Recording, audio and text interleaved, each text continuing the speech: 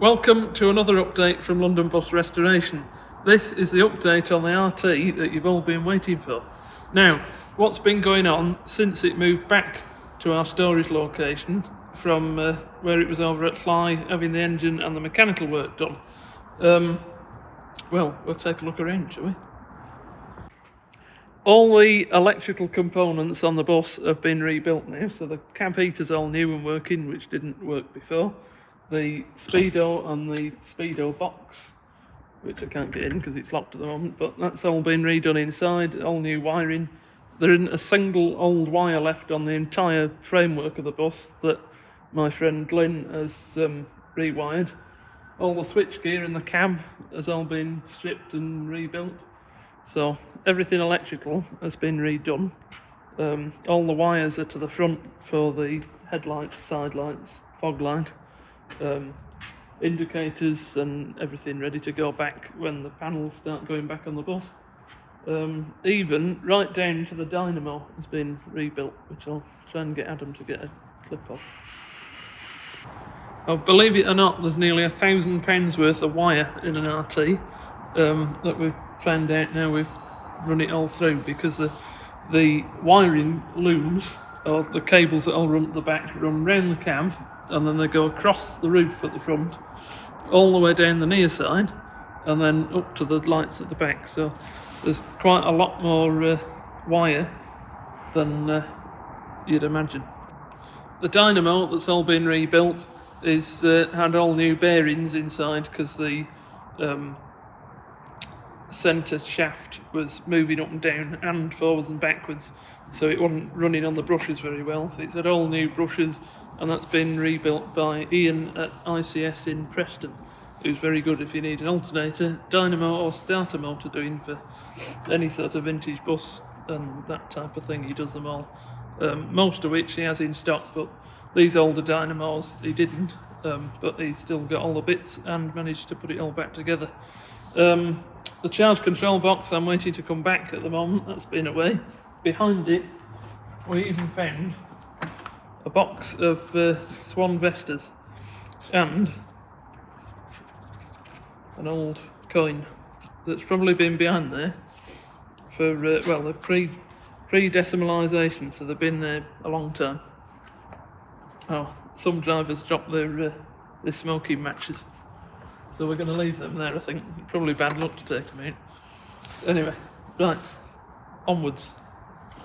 Probably the biggest noticeable thing that's changed on the bus is all the panels and window pans are now completely removed from the whole bus right the way around. They're all ready for making new ones up. The window pans, all the non-openers I've taken to the local shop blaster. They're all going to be cleaned and prepared, ready for. Some of them I need to do some welding on. The rest can be powder coated, ready to go back in. The battery box has all been finished. I've welded some new pieces into the battery box. That's all ready to go back on now. We just need to paint the area where it sits and that will be back in its original position. The back end is fully stripped down. My dad was in, I think there's a short clip that might be in one of the RF videos, but my dad was in last week. He started making wood for the back end, getting it to fit in the right places. We're going to paint the framework up next. I need to order the new nuts and bolts to go back in, but they can go back on. We can start getting panels and the window pan back in the back end soon. It won't be long and it'll soon start looking something like a bus again. If we go inside, you can see some of the other things that have been going on. We're now upstairs on the bus, but I can't stand up properly because it's taller than I'm taller than the bus is. Over here you can see the new wiring that Glyn's put in on the lights. They've all been rewired, so all the cove panels are out at the moment. When we've taken the pans out, the wood on the top section, both in the pillars to be fair and all these top rungs, is all pretty much like new, so they don't need to be replaced. I'm quite impressed with how good the framework actually is.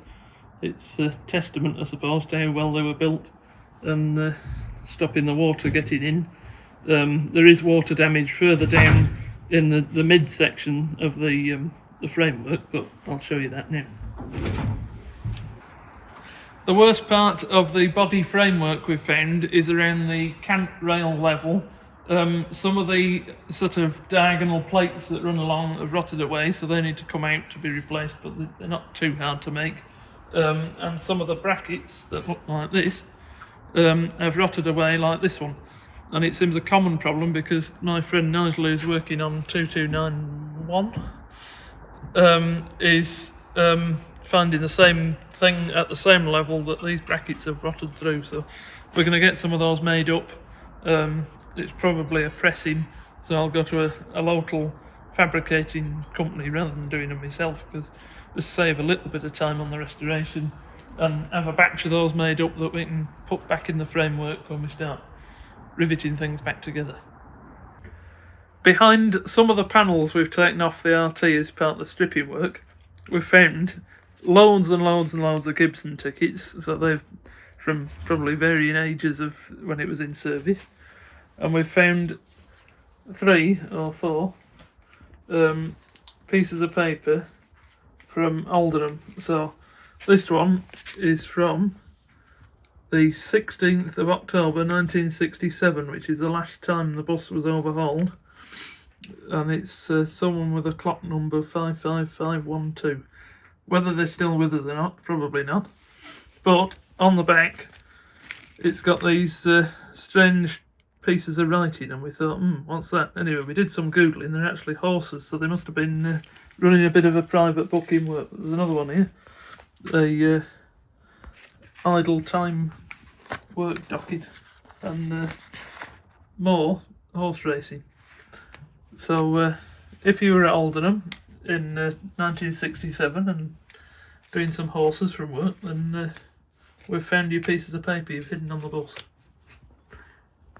That's pretty much it for where we're up to with the RT at the moment. The rear wheel arches, there's some work I've got to do welding on them, but the tubs themselves are actually made out of stainless, so I've had those shot blasted.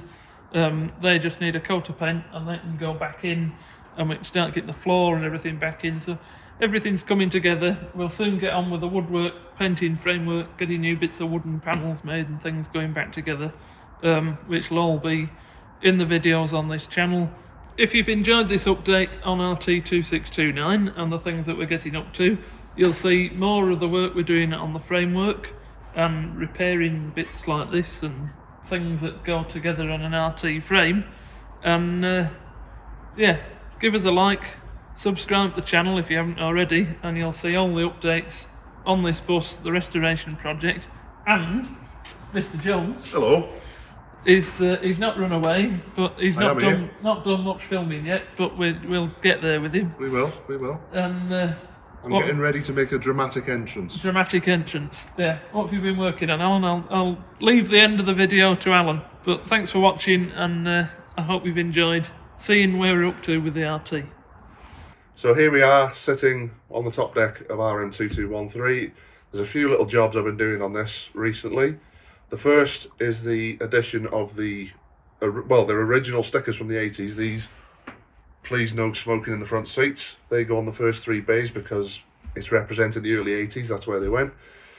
Some no smoking stickers also from the same period have been put on, and I'm currently working on the staircase. We found some of the treads are a bit spongy. They are very, very old. God knows when they were last changed. So it's time for some new wood, new tread master, and hopefully they'll be good for many years still to come. So that's a wrap from me. Don't forget to subscribe, as Tim said. The RF rebuild video will be the next video out, and I shall see you soon. Thanks for watching.